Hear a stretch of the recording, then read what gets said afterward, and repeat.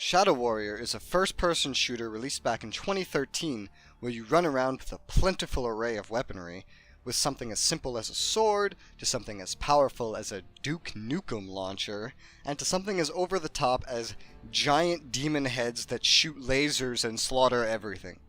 The gameplay is right as rain for this game. All the controls feel smooth, and it's perfect for anyone who likes action.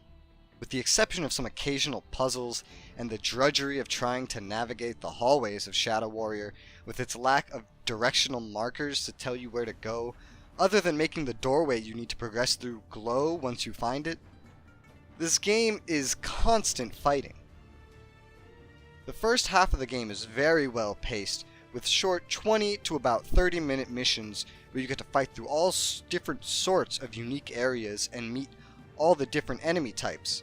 From those weird flying harpy demons to giant minotaur-looking mini-bosses and to rolling, exploding green poisonous demonic balls of death.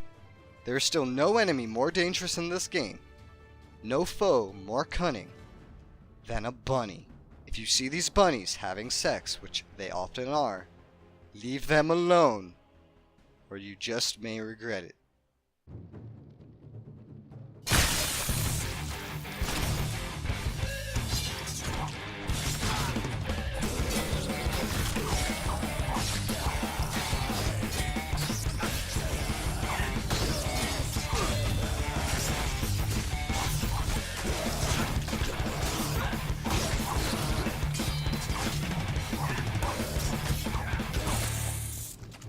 If you're looking for solid first-person shooting mechanics and controls, you found it.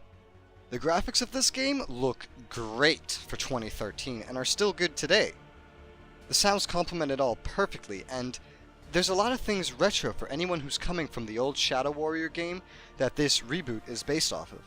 There's plenty of little hidden Easter eggs throughout the game that you can find that I personally don't understand because I didn't play the original, but they still made me laugh just about every time I saw them. La la la la la. La la la la la. One con to note about the graphics though is that when you get up close and start cutting up human enemies, the animations seem to fall apart and appear retro in quality. I'm not sure if that's supposed to be a throwback feature or just bad animation work, but it's very laughable in its lack of quality amidst the updated look of the game itself. The story of the game is extremely comical and interesting, if not entirely common to advance, due to how much action spaces out the story segments.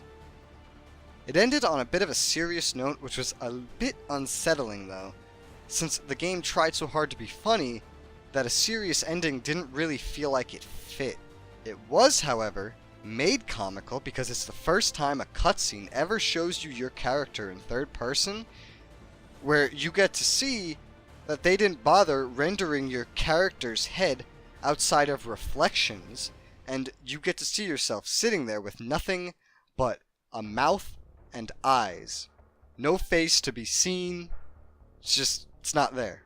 There's a lot that doesn't get solved in the story of the game, making it very obvious that there was going to be a sequel, since the ending is it's very unsatisfying, and when you finish it, you really don't feel like you accomplished anything. You feel like you're right back where you started in the very beginning of the game. The game's pacing is probably the biggest con the game has. While it starts out nicely spread and manageable with up to 30-minute missions, the later missions take 40 to about 50 minutes each, which can be extremely tiring, when some of them don't even give you a cutscene to help advance the story, just some basic comedic dialogue, with literally zero story progression. They start packing each level with larger and larger amounts of the same repetitive enemies, jumping out at you after every couple of steps, and it really just becomes cumbersome to carry on. What's worse is that they even start repeating the levels towards the end. You'll run through the same rooms and same hallways more than you can count with no sight of anything new, even though it's supposed to be a different location. There's a very strange delay as well whenever you hit the U key to go upgrade your weapons and skills.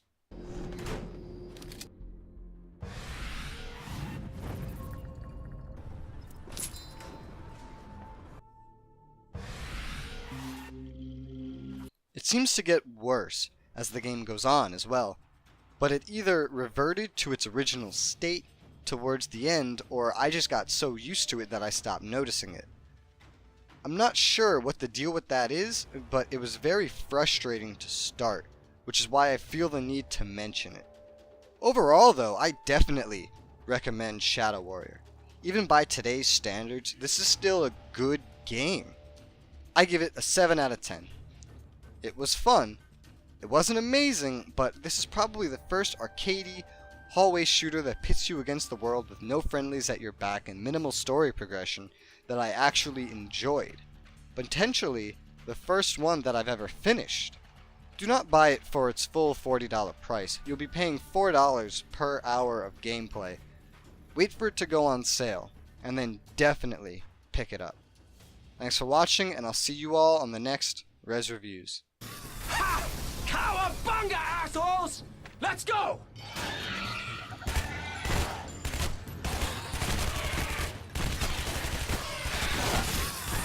This sure looks like it could put some holes in some bodies.